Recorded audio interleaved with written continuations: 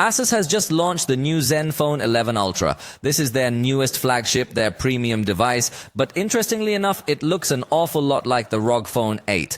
And something also that we can notice in a curious way with this release is that ASUS has not yet released a compact edition.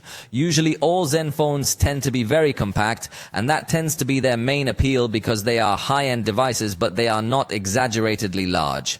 However, with this Ultra model, they return to this trend of huge devices because it has a 6.78-inch LTPO AMOLED display with full HD plus resolution and 144 Hz in its refresh rate, in addition to a brightness of 2500 nits at its highest peak when you're watching HDR content. Interestingly, it does not include the fingerprint reader inside the screen, but it is in the on-off button.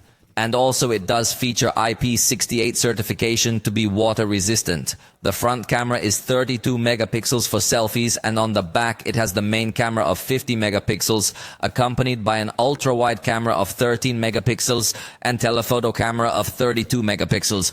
Obviously the main camera will have optical stabilization, and fortunately it does have stereo sound.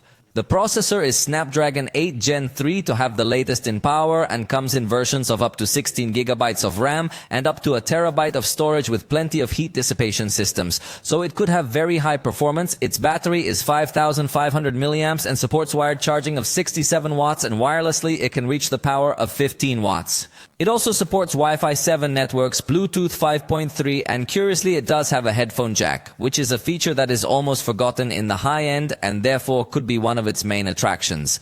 Its announced price for Europe has been €999. This for the 12 gigabyte RAM version with 256 gigabytes of storage. Although remember that the prices here are not the same as over there.